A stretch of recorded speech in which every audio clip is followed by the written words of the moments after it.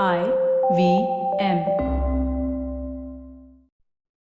Hey, Raghavi, I know we're always talking about like strong female friendships. I mean, we're kind of the best example of that. But I wanted to know, have you had any strong female enemies? Aside from you, sorry. What I meant is, I did when I was a kid. Oh. Can I say her name? Her name is Neerja. Hey, I knew Neerja. Yes, we were in the same school, Nisha. That's how that happens. We were enemies of sorts in the 8th standard, I think. And I hated her because it was a one-sided hate. I didn't really have any reason for it. Because she was amazing at everything? Yeah, that's true. She was stunning and she was taller than me. And she was like sports captain, I think. I guess. I haven't gotten over it entirely. You don't have to rub it in I'm so hard. Is there someone you hate? Me. There are many people that I hate. And I feel like one of them is probably listening to us right now. You know who you are. Have you ever wondered why women don't do more crime? Well, we're here to tell you there's misconduct all the time. Women are thieves and murderers, That's gross misconduct. con artists, money launderers, Criminal misconduct. financial fraud that's hard to track, Takes some planning, but still misconduct. even breaching a contract. That's more civil, though. Misconduct, misconduct. We tell you all about women that suck, things that make you say, what the? It's misconduct. Hello, and welcome to Misconduct. We are a podcast about female criminals, both from the present day and also way back in history. I am Raghavi. And I am Nisha. And this episode is one that's close to our hearts in some way and breaks our hearts in other ways. It contains multitudes. So today's episode is about Nandini and Kundavai, two central characters of the famed Tamil epic novel, Ponniyin Selvan.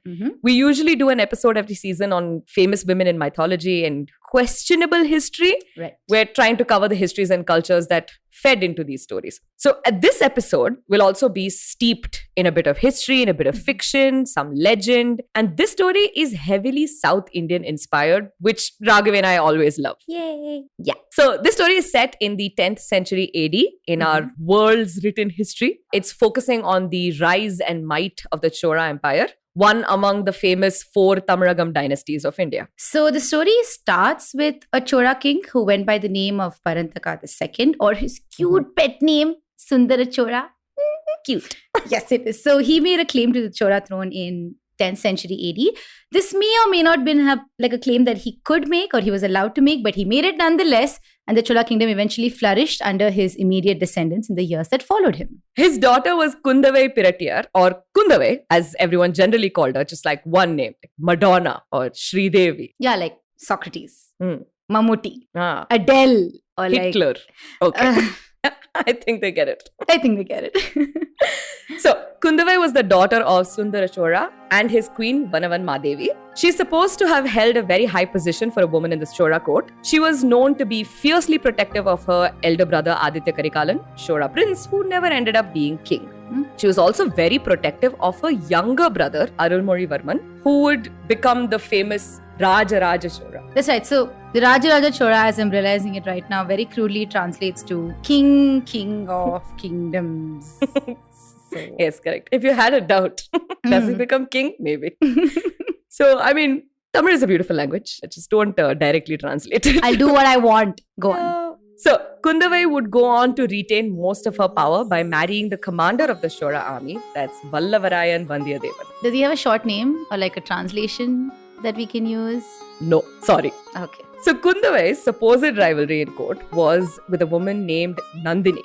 Now, Nandini was an old friend of the family, particularly of Kundavai's elder brother, Aditya Karikalan. However, circumstances led her to divest herself from the royal family and she went on to marry Periya Pazhavai Tarayar. This made her the queen of Paravur, an administrative kingdom within the Chola Empire. Also, the wife of the man who basically controlled the entire Chola kingdom treasury. So, yeah, powerful lady. That's right. Now, here's the juicy part that fueled all the drama. Nandini and Kundavai hated each other. So, Nandini was likely considered more beautiful and ambitious than Kundavai. And Nandini also kind of held a higher position of power. One, of course, because she was older. And also, she was married to the man who controlled the coffers of the entire kingdom. So, that just puts her, significantly at a higher position. Another thing was these nasty rumors that were going around that some forces in the empire wanted to see the Cholas vanquished. Because the Cholas weren't without their enemies. They were actually surrounded by a bunch of other strong dynasties, including the famous Pandyas of Madurai. And at the center of these rumors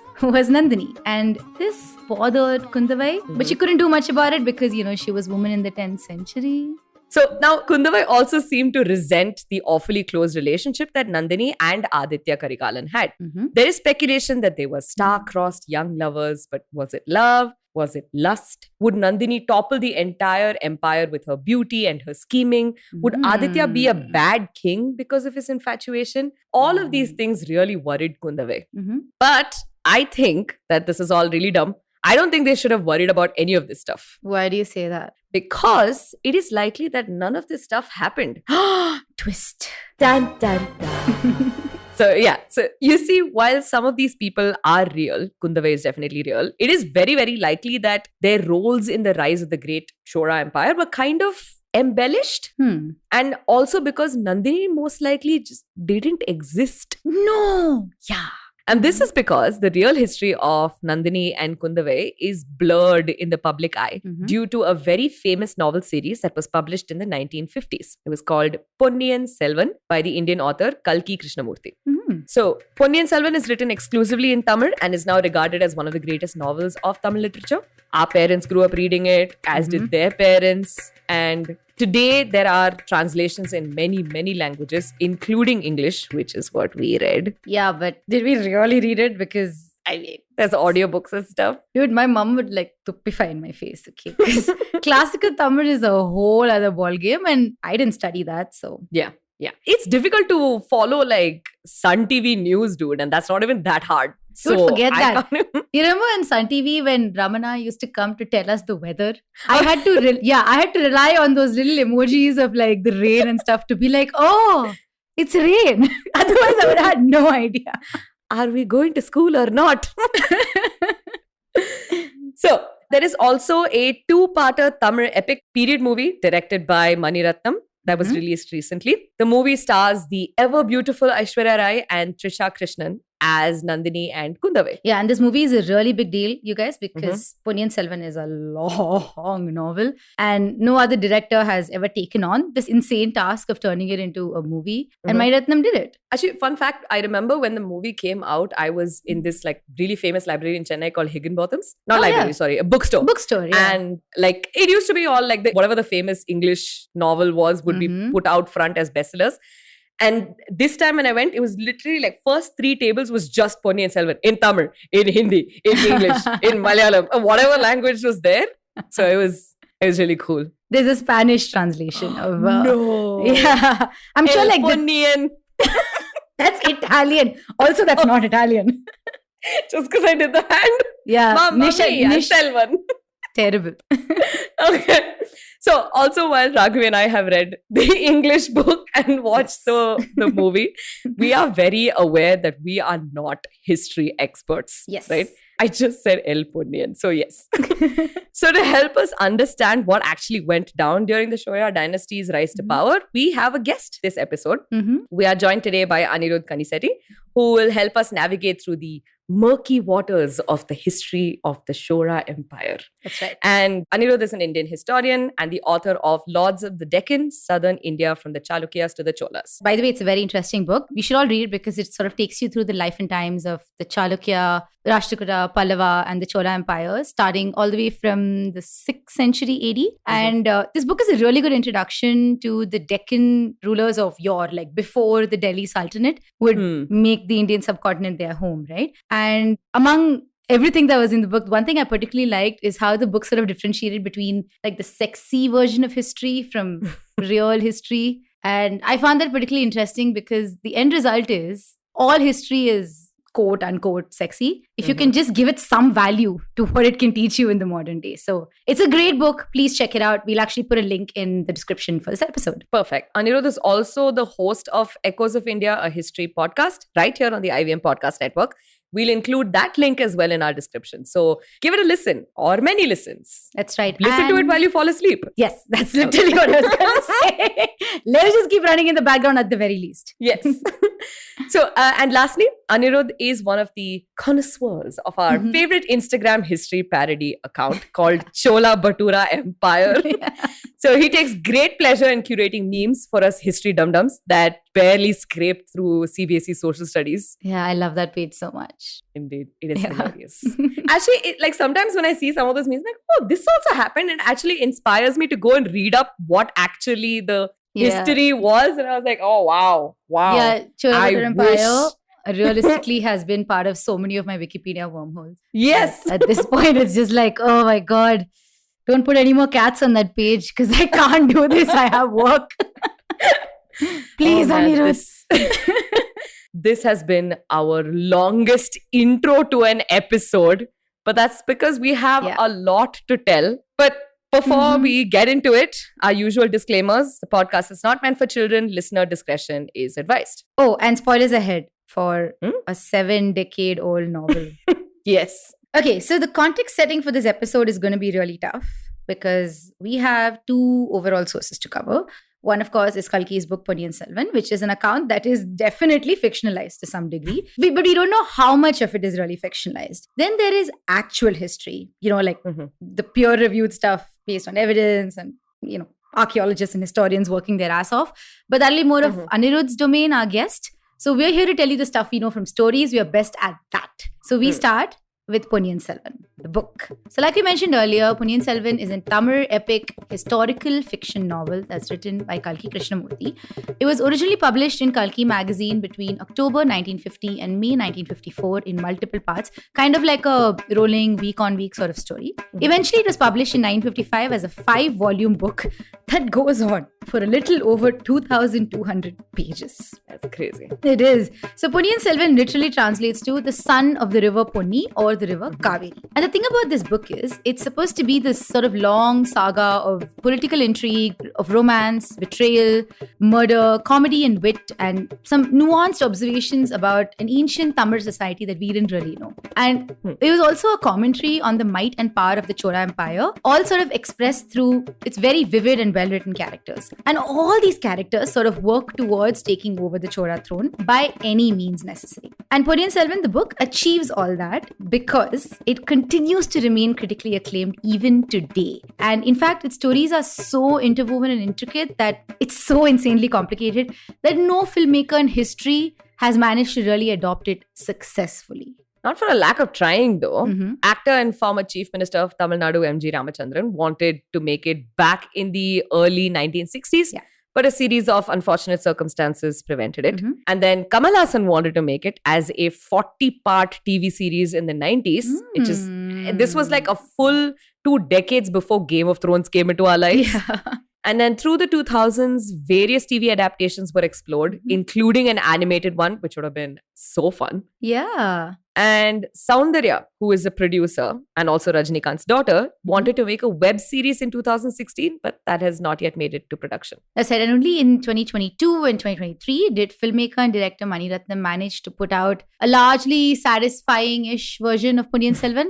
And you need to take that with a grain of salt because there are some problems with this movie, but that's too much to get into. And I don't want to take away from the fact that it does look beautiful, right? Yeah. And some justice was done to an epic that's really hard to adapt regardless. And but aside from that, we still have to say there are multiple amazing adaptations of the book that are in theater and comic books, which might probably be the kind of media that the material is more suited for just because it's so long and deep in its like text, right? Or a podcast.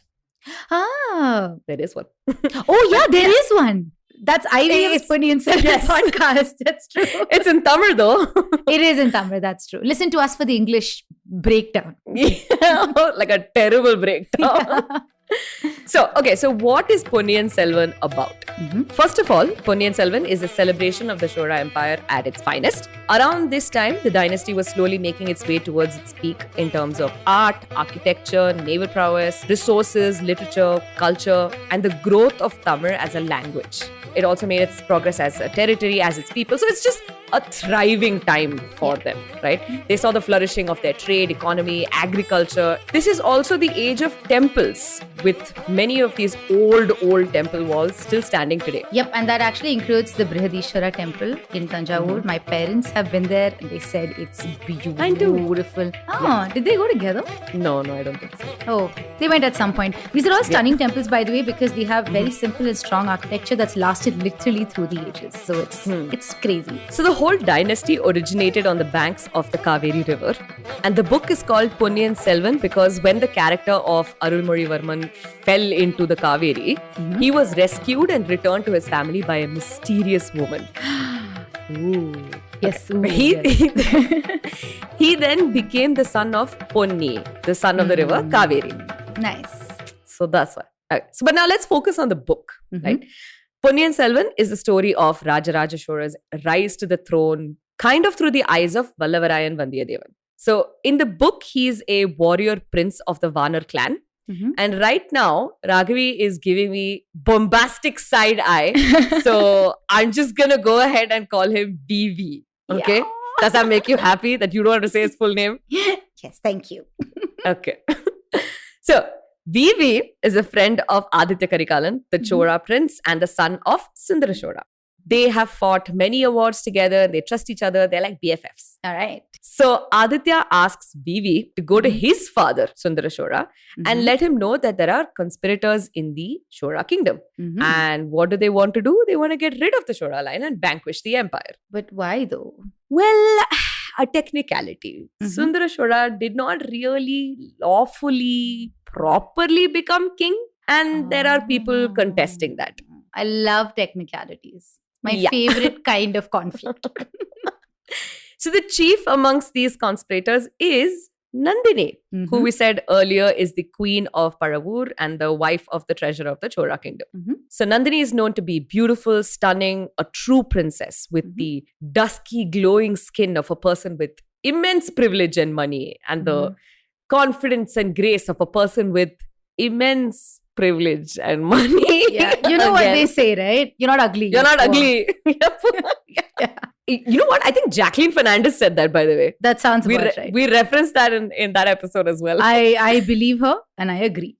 Yeah. So she was known across all of India, not just the Chola Empire, as a woman whose looks and smarts had no other contender. But Nandini was a sneaky woman too. This is not something that most people knew. In the time that she spent within the kingdom, she basically amassed a group of other super influential aristocrats to overthrow the kingdom. And that forms the core of the conflict of Ponniyin Selvan. Also, Nandini has some history with Aditya Karikalan, which is likely romantic. It's not really super clear from the books if she reciprocated, because she's written in a way that makes her seem not very great with emotions. No, girl. Get yourself in therapy, girl. Yeah, once we're done with this, everybody will need therapy. Like, it's not just Nandini. Got it. So she may have also had some weird parental issues that remained unsolved. Oh, that's like daddy issues or mommy issues? Yes. So both? Yes. That's the worst. So Nandini was born in the city of Madurai, which was the capital of the Pandya Empire, an empire that was consistently at war with the Cholas. When they were growing up though, Nandini was brought to live and study near the Chola palaces, and she developed a friendship with Aditya Karikalan and his siblings. Okay. So the children all grew up together, studied together, made merry together. Also, this was the 10th century, so all this growing up happened till they were 12, 14 years tops. Sounds about right. At 12, 14, you're an adult. So they were basically ready to be married off. Over time, Aditya would develop feelings for her. Romance. And Nandini was, known to be beautiful, graceful and smart, and all qualities one would think were amazing for the next queen, because Aditya was definitely going to be king. Except no one actually knew anything about Nandini's birth. Oh. And what happens when largely conservative folks don't really know who you are? They get scared of you. Yeah. So, This budding romance between Aditya and Nandini worried the royal family. They discouraged Aditya's interest in her and then openly shunned Nandini. This ostracized Nandini, who went on to flee the city and live in Madurai instead. That's harsh. Poor girl. Sad. Years later, though, Nandini would encounter Aditya again in dire circumstances. So, during a long and vengeful war against the neighboring Pandya kingdom of Madurai, Aditya Karikalan would hunt the Pandya king Veerapandian. So, he located Veerapandian in a small hut in the outskirts of the kingdom. And Aditya, a true warrior, would not take the king into custody. Instead, he just beheaded Veerapandian. And this particularly pissed off Nandini. Why? Who the hell is Veerapandian? That's a great question, Nisha. First of all, as Madurai girls ourselves, Veerapandian was your king. So show some respect, girl. Okay? Secondly, this is one of the central mysteries of the book, what you just mentioned. Why was Veerapandian so important to Nandini? Because some of the rumors that spread over the book indicate that maybe Veerapandian was Nandini's father. Wait, there's more gasping. Others indicate that he may have been Nandini's lover or maybe even her brother. So, step lover? Yeah, correct. That Why only. does this keep happening to us? I don't know, dude. Some others also presume that Veerapandian was just a good friend and Nandini was just sympathetic to the cause of the Pandyans. Probably because, she really hated the Cholas for the treatment that they gave out to her. But the core of all of this is that Veerapandian's murder at Aditya Karikalan's hands is what primarily sparks the conflict of the story. So we have Nandini on one side, who is angry and vengeful and taking all the steps she needs to vanquish the Cholas. And on the other side, we have the Cholas themselves, and which is where Kundavai comes in. Remember when Nisha said earlier that Aditya Karikalan calls Vivi to send a message to the king and that his life is in danger? Yeah. So Vivi delivers this message. And that's when we meet Kundavai, Chola princess and the daughter of Sundara Chola. So Kundavai was, as per the book, considered to be a woman way ahead of her time. So she was known to be independent, well-read, hot-tempered, intelligent, and intensely beautiful. More beautiful than Nandini? Oh, no. Not that beautiful, Oh, fine. but close. Close enough. But unlike Nandini, Kundavai is also known to be kind and gentle and a woman of measured words and actions. And unlike Nandini, she also had a history of being just and fair. It sounds like you're making Kundavai look like the protagonist of this story. So don't bring your unconscious bias into this. It's not unconscious bias because it's kind of what's in the books. It's what they say. So maybe the book is biased. Likely. Yes. Go on. Yeah, it is. It probably is. So Kundavai is also known to be very politically astute, using her knowledge of her peers to sort of forge beneficial alliances across the kingdom. Another thing about Kundavai is that she loved her brothers. Cute. And yeah, it is quite cute. While she was still young, when Aditya Karikalan was still, being groomed to be king, she was definitely older than Arulmozhivarman, who was her younger brother. So she had a really good dynamic between all of them. So she's said to have been a mentor and guide for Arulmozhi, and even later to his son, Rajendra Chola. And around the time that this story is set, Kundavai is also supposed to be the council of advisors for Sundara Chola. So fundamentally, Kundavai's vibe is keep all the kings and princes of the kingdom safe and wise, and to keep the kingdom itself together at all costs, right? So this is now the conflict of the book. A lot of people who are maybe older and wiser than us will say that the core story of Ponniyin Selvan is how Arulmozhi rose to the position of king and how all the lies and secrets of the royal family are exposed. But I say, that's not true. The most interesting and fun part of the whole story is the clear difference in positions that Nandini and Kundavai have. And it's just night and day, stark as hell. One, Kundavai wants to hold together the empire at all costs, and the other, Nandini, wants to burn it down. Okay. And neither of them will listen to reason. So both of them are like, Exactly that. exactly. If I had to really summarize They this. sent messengers to each other who were just like, Kundavai says. Imagine putting that in a paper and sending it on a pigeon. Oh man. Let's be honest. If you and I communicate via pigeon, Oh, 100%. We will do 100%. this. There will be so many nyas. It will not make any sense. Will I just use your nya and send it back to you? No. Yeah. I will create a new one, attach it to your nya and send it back. So, around the time that Vivi, our narrator of sorts, comes to Tanjavur and gives the bad news to the king, that's when Kundavai decides that she must take action. And she sends Vivi to Sri Lanka to bring back Arulmozhivarman so that he can be safe with the Cholas while this non-violent secret war is being waged on the empire. Sure. There is enough text to suggest that Kundavai almost seduced Vivi into doing this. But there's also enough text to suggest that Vivi would do anything for his kingdom and also maybe for a pretty girl. He was genuinely smitten with Kundavai and her beauty and her wit. So he sets off to Sri Lanka, and a large part of the middle section of the book is about Arulmozhi escaping Lanka with some mercenaries, about Arulmozhi and Vivi's friendship, Arulmozhi meeting a fisherwoman who takes him across the sea and nurses him when he's injured, and about other stuff that's not Nandini or Kundavai, so we're just not going to talk about it. Instead, let's go back to Kundavai. Good call. So we basically cut half the book. Yeah, that's true. That's actually 2 entire chapters. It's 5 chapters. Yes. And we just removed 2 completely. Go read it on your own time. That's true. Yeah, there are movies also now, guys. Yeah. Come on. So Kundavai also had a bit of a prideful streak. So remember how we said that Sundara Chola was maybe not supposed to take over the kingdom, her father basically. So it turns out that there was another man who could have become king. That's actually Sundara Chola's nephew. And his name is Madhurantakan, and later known as Uttama Cholan. Now, Madhu was not a bad guy or anything. He was actually a devout Shaivite, one who never really made a peep. But Kundavai hated him. She found him to be untalented, unwise, and definitely not king material. I sense a but here. And your but is correct, because it turns out that Madhu is actually secretly Nandini's twin brother. Giuseppe! Wait, I Wait, mean, Adapavi! That's what I meant. So the romantic liaisons in this book are a little bit confusing. But you guys kept up with Game of Thrones, so you can definitely keep up with this. That's true. So there is speculation that Nandini was the daughter of Veerapandian, right? All of this boils down to one thing, that Nandini gets in touch with Madhu and tells him that the kingdom is actually his.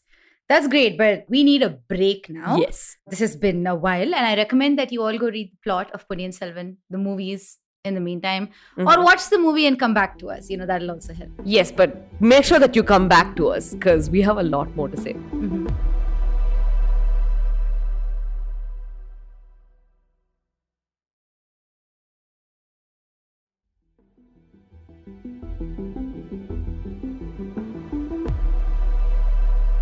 Welcome back after the break, everyone. You might want to know, where were we? Where did we last leave off? We were at the point of utter and absolute confusion. That's where we were.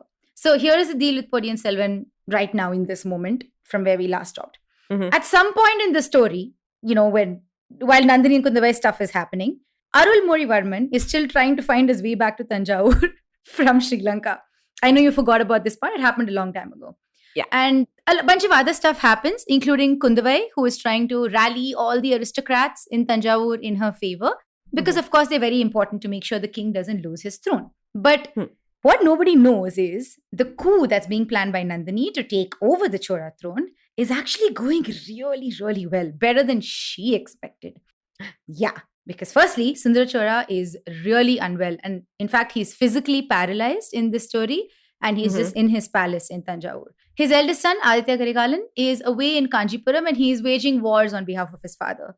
His younger son, Arulmozhivarman, like we said, is away in Sri Lanka, also waging wars on behalf of his father. And his daughter, Kundavai, is in the same palace with him, sure. But it's a big palace, guys, and she can't get around very quickly if she wants to save him. She is also waging wars for her father. Passive-aggressive wars. That's true. That is the hardest kind of war. I agree. So, while all this is going down, Kundavai also gets some terrible news. We learn that Arulmozhivarman, on his way back from Tanjavur, has died in a cyclone. That's the right response. It's the sad tan-tan-ta. It's tan-tan-ta. Nice. He is fine though. I'm sorry to say that before you do your dun-dun-dun. Sorry. Who expected this? I mean, he becomes Rajaraja Chola, bro. Of course, we expected it. But in this moment, when Kundavai finds out about this, she's distraught, right? So she has no idea how to proceed because she actually set her ambitions on Arulmozhi becoming the king. On some level, Kundavai kind of knew that Aditya Karikalan, for all his skills as a warrior, might not really be a good king. And he was a good man, sure. I don't want to discount that, but he was vengeful and boastful. And he had an obsession that he never got over, which was Nandini. Oh, so Kundavai was going to keep Arulmozhi around in case Aditya Karikalan just did something stupid. That is exactly right. And what does Aditya Karikalan do? Something stupid? That is, yes, he does. Nice. He does something stupid because when Nandini hears about Arulmozhi's supposed death, she decides to strike the last blow. She calls Aditya Karikalan to her palace and he agrees to visit her. And he goes despite knowing that his life is in danger. Like by this point, he knows he's gonna get killed. So he goes to her, he meets her in her room, they speak, they argue, etc., etc. And before he knows it, Aditya Karikalan is killed. Do you think it was some version of like male ego? They was like, what'll happen to me? Like Maybe. Not realizing He may a have lot can also- happen to you. I know, he may have also reached that point of like, what do I have left to lose? Huh. It could be both things. Yes, we will never know because this is actually the great mystery, the other of the 4,000 mysteries of Yeah, this story. exactly. Who killed Aditya Karikalan is literally the crux of this last leg of the story. And we never find out who kills Aditya Karikalan. It remains a mystery. And much like Nandini's parentage, her actual relationship with Aditya also remains a mystery. In real life, though, Aditya Karikalan was also killed sometime in the year 971 AD. In fact, there are inscriptions in the Anandishwara temple that apparently list his killers, and they are 4 men that are not even referenced as primary players in the Punniyin Selvan book. Wow, didn't even get a mention. Yeah, exactly. The thing is, Rajaraja Chola apparently started an inquiry much later on who killed Aditya Karikalan years later, but eventually he just basically penalizes some noblemen, takes away their land and fortunes and says, you only killed him, so this is your punishment. Nice. But in real life too, Aditya Karikalan's murder remains a mystery till the Archaeological Survey of India finds other information. We'll have to go with this theory. But back to the most important people, Nandini and Kundavai. So this is the point in the novel where Nandini just disappears. So it's speculated that she's taken away by Pandya men and she left the Chola kingdom forever. Right. So which leaves us with Kundavai. She is doubly distraught now because she's also lost her elder brother. Oh yeah, dude. At this point, she must be thinking she's lost everyone because she's failed phenomenally at her one goal. Yeah, she's feeling quite upset for just a little bit. But as luck would have it, Arulmozhi Varman is in fact alive. What? And he comes back to Tanjavur, and after this follows a long set of chapters placing Arulmozhi, Vandiyadevan and a bunch of other people on trial. And the story ends with the people choosing Arulmozhi as their king. But Arulmozhi goes, psych! What? And he crowns his uncle Madurantakan as Uttama Chola instead. I know. It is So, smart. I get it. It is. It builds like great, like, oh wow, what a guy, Yeah. Like, Also, this is like, amazing. it seems like humility, but also on some level, I think the kind of political turmoil that were resulted after all of this, Arulmozhi will probably not get like blasted for it. That's true. Yeah. So years later, after Uttama Chola dies, Arulmozhi would take his place as the next king, the great Rajaraja Chola I. Nice. So what you're telling me is both Nandini and Kundavai got exactly what they wanted in the end. Yes, correct. But let's investigate the women a little bit closer. Let's start with Nandini. She was brought up in the Chola household. She was likely confused about her birth and her origins all her life. So the novel talks a lot about her repressed memories with her mother, father, her brother. And at a young age, when she felt like she could trust someone like Aditya Karikalan, his father separated them and basically threw her out of the kingdom. Yeah. Right? So what is a girl to do in these circumstances? Not much else. Honestly, at this point, if you told me that she was Veerapandiyan's lover, I would kind of understand it because it would have been really difficult for a woman in that time to make it anywhere on her own. And it is possible that the Pandyans gave her the love and the recognition that she always wanted. Right. And a woman as beautiful and intelligent as her, with the full force of the Pandyan army behind her, does it not seem obvious that she would want to exercise that power in her favor? Is it not just normal human instinct to seek revenge? Yeah, I want it. Like, if an Ola cab cancels on us, we're like, oh my god, I must find his family or whatever. This is like so much more. He probably has other things to do, man. Yeah, that's true. But then there are like the rumors about Sundara Chola and his closeness with Nandini's mother. The fact that Nandini had a twin brother that basically no one told her about, that she never found her mother or learned the story of her birth directly from her. Yeah, dude. It's a lot. How no amount of therapy will get you from this. Maybe you can go hit the gym. Yeah. Get some aggression, put it out there, but therapy is not going to solve Not it. happening. Yeah. So it makes sense that Nandini became the kind of woman who would use her beauty and allure to trap men into playing by her rules. And this extended to her husband, who was like the richest guy on the planet. That's true. And it's kind of like a weirdly Oedipus complex-y sort of situation, but for both your parents somehow. Because, and also even maybe your half-brother, because there was probably a time where she thought Aditya Karikalan was her half-brother. So, my God. It's not even oh no step bro. It's oh no half bro. Yeah, it's not, it's so stressful. But I mean, I personally think that her motivations make a lot of sense. Why she didn't hang around later for the results, I don't know. Maybe she was just, it was all just on Aditya. Maybe that was the thing. Or maybe she was like, you know what? They're going to put me on trial. So bye. Yeah, I suppose that makes sense.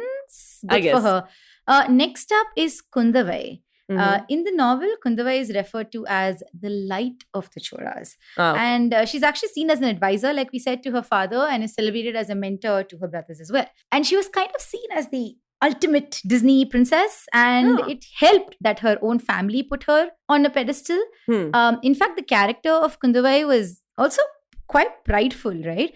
But she came from a place of so much privilege that it didn't look too bad on her. You know what I mean? I don't know. The thing is, she never had to worry about her parentage or her place in society, her position in the royal household, none of these things. So her pride was seen as confidence, whereas in a lot of the book, Nandini's pride is seen as the reason for her downfall almost. And unlike Nandini, on some level, Kundavai had some reign, like free reign over who she would marry. She goes on to marry Vandiyadevan. Like he's not even technically part of the royal family, but it's okay for her to do that. Yeah. And Kundavai seems like the kind of girl who's never been told no. And that's the kind of narcissism that even therapy cannot solve. Wow. So all of this comes down to you need to want to change if you want therapy to work? Yeah. Nice. That was a moral of our story. That really is, yeah. But I guess in this case, neither Nandini nor Kundavai really wanted to change anything about themselves. Wow, I want that confidence. And what you said right now is the fundamental reason as to why Nandini and Kundavai clashed so much, because neither of them were willing to compromise. So, makes sense. Nice. And that's why we get this interesting story. So, I'm okay with that. Yeah. I really like the part that you described about how pride in Kundavai comes as confidence, but pride in Nandini comes as Adhiga Prasangitaram. Yeah, it's kind of That's cool. sad, right? Just because the motives are what seems like good versus what seems like evil, when in reality, motivation can just be what you feel. Make it as out to opposed be. truth. Yeah. Technically, they're both like two sides of a coin. Nice. That is Do we so take cool. a break on that note? Yes, let everyone ponder about how intelligent and amazing that we are. And when we come back, we bring Anirudh Kanisetti on board to help us get through actual history. We'll see you I'm guys. excited.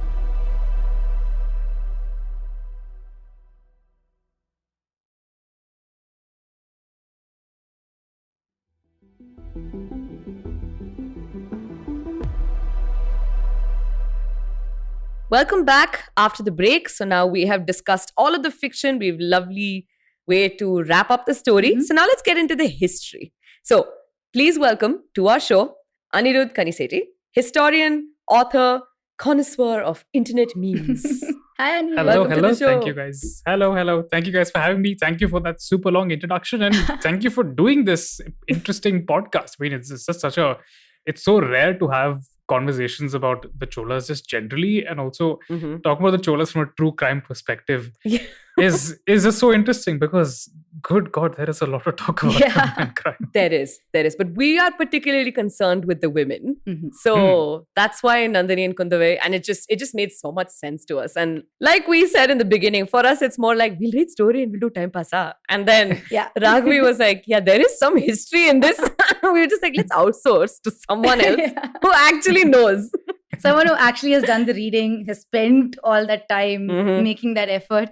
Because there are too many books, Anirudh. It's just too many books, and they're all quite a lot, and we can't read it. So please help us. now. I mean, of course, your audience can't see our recording, but this pile of books that you see here behind me Oh, yeah. is one of 4 piles that I have about the Cholas. And that's not including all the PDFs sitting on my Mac. So there is a lot. There is a lot to be said and a lot to be read about these guys. They're just, I think, some of the most fascinating people of the medieval period. And it's exciting to see that people are finally realizing that there is stuff to talk about. But that said, I do have some rather complex thoughts about them. And I think that Ponniyin Selvan reveals a lot about the way that we think about history, and that we think of history generally as this grand drama of these rich Yeah. and powerful and very beautiful and pretty people doing things. And I especially find Ponniyin Selvan so fascinating because it's in so many ways a product also of the 1950s. Mhm. And you can see very clearly that as Kalki is going about writing it, he has 2 objectives. The first is, of course, to create a sense of Tamil history and Tamil nationalism at a time when Yeah. there were so many debates at the national level about language and identity in the aftermath of Mhm. independence. And I think also because I think in a lot of ways, the way that Kalki saw the rise of Rajaraja Chola and his depiction of Rajaraja as essentially an ideal Tamil king was rather surprisingly influenced, I think, by Gandhi. Oh. In a lot of ways, I think that if you look at Arul Mori's insistence on, just his humility, for example, his refusal to take the throne, once again, spoilers, sorry, for a 70-year-old book. Yeah. In a lot of ways, I think he exemplifies what Kalki would have seen as Right. what a king, what a national leader should be. But of course, that's not what these historical figures actually were, and hopefully we'll get to that in a bit. That's true. It sounds like projection, but I understand. It was the 50s. It was a hard time in India. Someone you had to have some flights of fancy. So it kind of Yeah. makes sense. But we wanted to ask you, Anirudh, everything that we said so far about Nandini and Kundavai in particular, was the stuff even rooted in reality? Like, do we have historical texts that talk about this? And can these 2 people, would they really count as real life players in the Chola court itself? So that's a really interesting question. And I think what's important for us to realize is that the character of the Chola court actually changes a lot over time. Nandini, as far as I know, did not actually exist as a historical figure. Hmm. But that said, there were a lot of women like Nandini who were married to chieftains like the Paravettarayars or the Irukkovales, Right. who were fairly influential and well off. A lot of them built temples of their own, and that in fact is one of the few ways for people 1,000 years ago to actually have left a mark on history. Yeah. There's this whole very interesting cultural thing that happens in the 10th century, the 9th and 10th centuries really, so roughly around the time that Ponniyin Selvan is set, where there's this wave of people who would just get really interested in converting older brick and wood temples into stone temples. And these people call themselves, so like they would make these little donations that would be inscribed onto temple walls. So they'd call themselves, I think, Tirukarali Pichan, which means roughly Mr. Crazy about holy stone temples. And Roughly. roughly, yes. And there were a lot of women who were doing this kind of thing, and a lot of aristocratic women especially, and a lot of women who were married into the Chola family. So it's not impossible really Right. for there to have been women who were wealthy, who were influential, and who had at least some say over the way that their family's wealth was being distributed. That said, the way that Kundavai, for example, specifically is depicted isn't really based on a lot of hard historical evidence. So as far as I know, we only know about Kundavai when she made donations in her younger brother Rajaraja's Bridishwara temple, or the Rajarajeshwaram temple as it was called. And that's not a lot of evidence to really go on to reconstruct somebody's personality. When someone makes a donation to a temple, of course, somebody in the 1950s would have liked to believe that, oh wow, these medieval people who we should look up to were so sacred and pious, and that's why they were favored by the gods, and that's why they were ruled this empire. But today, with the rather cynical eyes of the 21st century, with decades of political experience behind us as a nation state, I think you can say that people don't always make donations out of piety. Right. So it's difficult to say really what Kundavai was like. It's difficult to say what kind of influence she may have had at court. Whether she was, the evidence that I have read in terms of how the men of the court operated suggests strongly that women weren't really included in men's business. What do you mean? Which Back is- in the 10th century, women were not respected? How dare you say that? Surprise. So different from what it is now. But that said, they did have resources. And I mean, Mhm. women are as capable of being ambitious and ruthless as any man. And if you were to read stories from this period, women come out to be exactly as ambitious and ruthless and brutal as any man in the family. And there's lots of examples of them mutilating their brothers or fathers, Whoa. cuckolding their husbands, having their lovers raise armies or cause a riot and take over the city and all that. So it is what Nandini especially was doing was really not impossible. Human ambition is human ambition, and when given the chance, privileged and pretty and rich people will do what they can to get more and more of it. So there you Yeah, I subscribe to it. Yeah. Yes, you answered this question exactly how I would have wanted to project it. And I'm very happy. Thank you. are. I think what's interesting is that you're saying that even though they didn't play a very, or at least it's not documented that they played a very big role in the man's business, you would think that perhaps they would use covert ways of getting things done. But no, they're also doing the same kind of, mutilating and murder and all of that. So that's kind of nice, I That's guess. the thing, because I think that as modern people, we tend to project our politics onto the past Yeah. a lot. Yeah. And Ponniyin Selvan is a great example of that, because the projection of this 1950s linguistic nationalist consciousness onto the past, but also the way that we see history today as, young millennials who are sitting in the Anglophone world. We want to see the issues that we think of as relevant in the past. So to us, gender and gender relations are very important to the way that we want to understand it.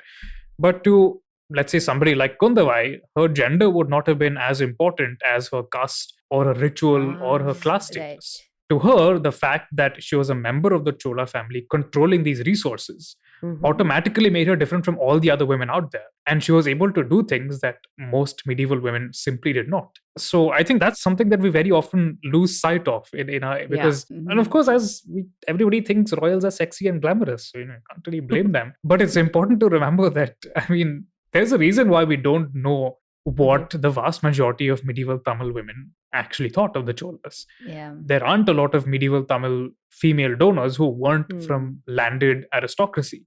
And that automatically means that we don't know what 80 to 90% of women in medieval Tamilakam actually thought of the Cholas, or what they thought of all these temples that these royals were building.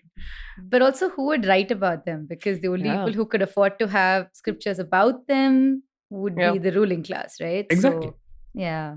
I can So imagine unless- Kundavai sitting there in a t-shirt saying, I'm a Nepo kid. She believes in it, I was She just truly gonna say. believes in it. Yeah. So I guess the only way it could have been documented is if she was continuously putting up photos on her version of Instagram. Otherwise, we're just never going to know. Yeah. Even that would be heavily photoshopped Yeah. Yeah, for the hair and everything. the ye olde palm leaf manuscript painters. Hashtag Choras forever. But what about Kundavai? What happened to her, post the situation? Once Rajaraja Chola came into power, how does history remember her specifically? Mostly as, if you were to be perfectly objective in terms of what we can say about her, she was fabulously wealthy. Nice. And she wanted to be involved in her brother's temple building project. And she was married to Vallavarayan Bandiyadevan, but that's about all that we can say. We know Vivi. nothing about the dynamics. Just go with of their- Vivi. It's okay. With Vivi. Yeah. We know nothing Nice. about the relationship of Vivi and his baby. Oh, that's terrible. I run a meme page for a reason.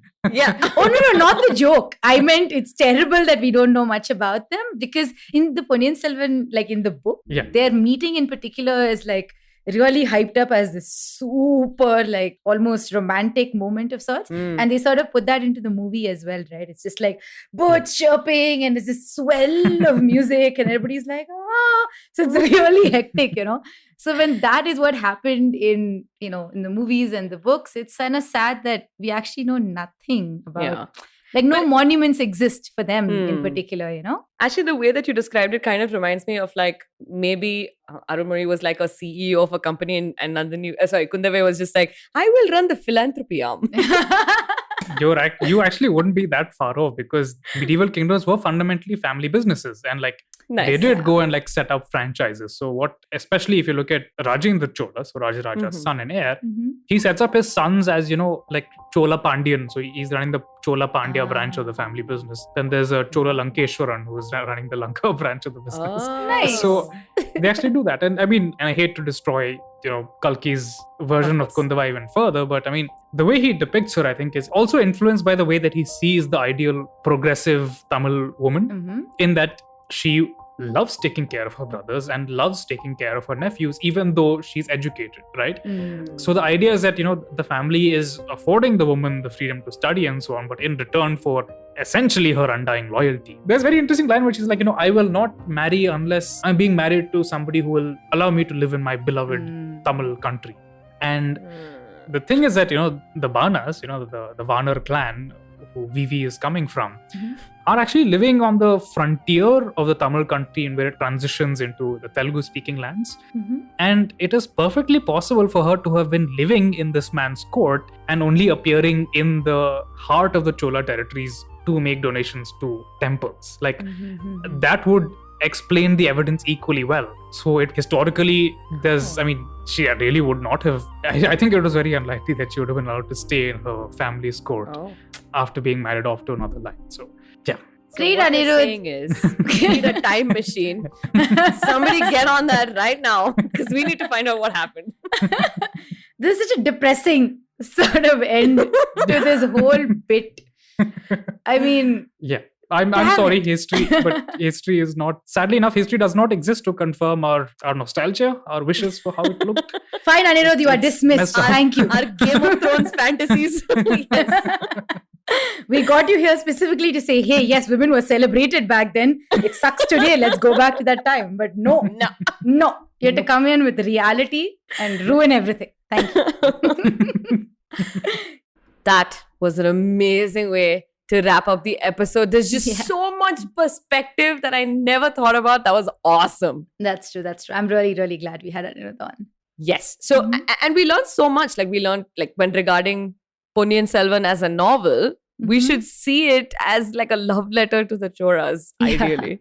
I mean, does this mean that we may see a certain degree of bias? But yes, but that's fair. Every art form has its own biases. So I guess, sure. Yeah. Kalki Krishnamurti didn't say he was writing a historical peer-reviewed textbook with facts. So yeah, that's true. Fine. In fact, that would have been boring. That's not true. But this was woven to be a story, which means it has to have some drama. Yeah, right? exactly. So it makes sense.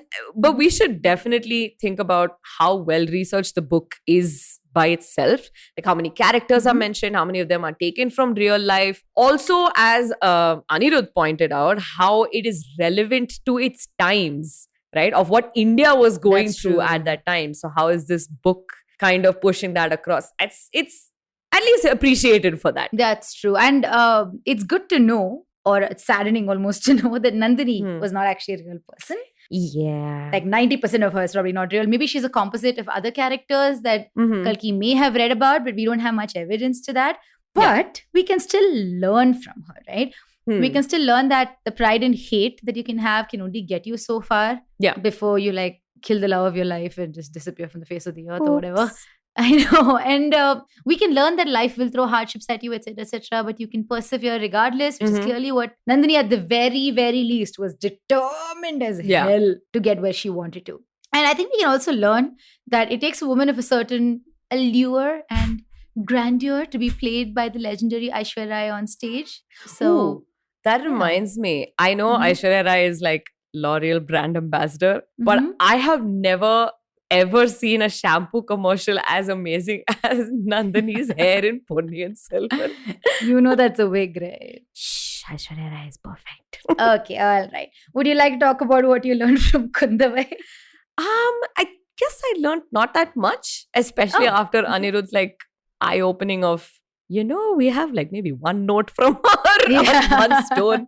I mean, sure, okay. In the book, she's like smart and witty and charming, and she did control the story of Ponniyin Selvan quite a bit. Yeah. But at the end of it all, she got what she wanted, and she didn't even really want Aditya Karikalan on the throne. But that also worked out in her favor. No, that's true. And I think that's why we should treat the novel and history very, very differently. And I think on some level, we've kind of been mixing the two in our own brains. Yeah. Because stories like Ponniyin Selvan, they teach us about people, about their ambitions, about political intrigue. And it teaches about people on the top, right? Yeah. You don't know any of the real people at all. But history also is about people on top. Yeah. But it's kind of like real history that's kind of excavated and studied by experts. It doesn't teach us about, like interpersonal relationships, so to speak. It teaches us about empires and architecture and art and civilization, the stuff that stuck around even after, after the ravages of time. And the best part is you can choose if you want to believe fact or fiction in a story like this. And you can choose to believe that Nandini and Kundavai are these unparalleled political players of their time, irrespective of how much history supports that. And we guys at Misconduct, we're happy to enable your daydreams. So go forth and dream. Yes. Nice. So cute. And it is very cute. You know what's probably going to be cuter? What? It's the musical recap to this I episode.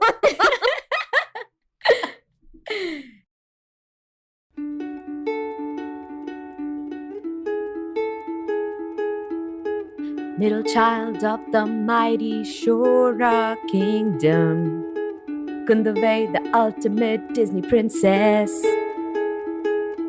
Never had a care about my place or riches. Everything I ever had was in excess. Am I real or just a mix of random women? Nandini, a name that you won't forget. Abandoned, rejected, but it made me stronger. Only thing on my mind is revenge. Because we're two sides of the same coin. I'll break it down, not if I save them. Yes, we're two sides of the same coin. Enemies till the very end. Never had a care about my place or riches. Everything I ever had was in excess. Abandoned, rejected, but it made me stronger. Only thing on my mind is revenge.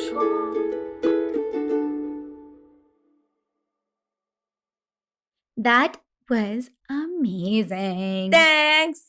That was a lot of hard work, and I really appreciate that. It shows in your craft. Thanks. So, yeah, it's pretty cool. For those who don't know, the reference clearly is from the Ponniyin Selvan movie. So please go watch it. Why are we promoting Mani Ratnam's movie for free? Why are we doing that? Yeah, let's go ask him for money. Yeah, that's a great idea. Shut up. Are you not being serious about that? But that's not really a thing. However, for you fans, we do have something for you that we could probably do in Bangalore. Yes. So we've been thinking, and we mentioned this in a couple of our previous episodes as well. We have a lot of true crime podcast fans in India, Yeah. Especially in Bangalore. And we were thinking, what, Nisha? We were thinking, why don't we meet you guys? Yeah. Just, if you're our listeners in Bangalore, or if you just like true crime podcasts and you're based out of Bangalore, that's pretty much, that is the entry criteria. Yeah, just true. come meet us. It's in Bangalore because we broke. But we will find like an easy to access cafe or a community center or something like that. We'll get you more details.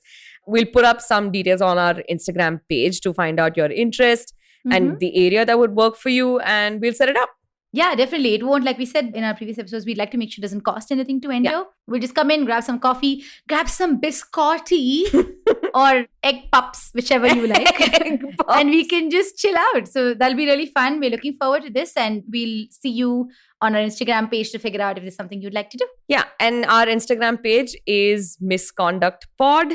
Write to us. We try really hard to respond to every single DM and every single comment, because every time we see it, it's like, it's so nice, you guys.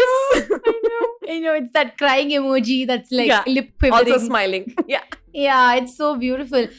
You also have been doing this, but keep doing this. Please leave reviews on Spotify and on Apple. I know Nisha has previously threatened you all to do this, otherwise she will come and find you. We don't mean that, Nisha. That's why we're doing this meet. If you don't leave us a review, you will be my female enemy. Even if you don't identify as female, I don't care. Okay, change of plans. I'm leaving Nisha at home. So this is a get together for Raghavi and the Misconducts. No, bye. Misconductors. Assemble. But yes, please do write to us, leave reviews, all of those things. Give us your love. We'll soak it up. Yes, we need it. Our therapist said we need it. And on that note, we will see you on the next episode of Misconduct.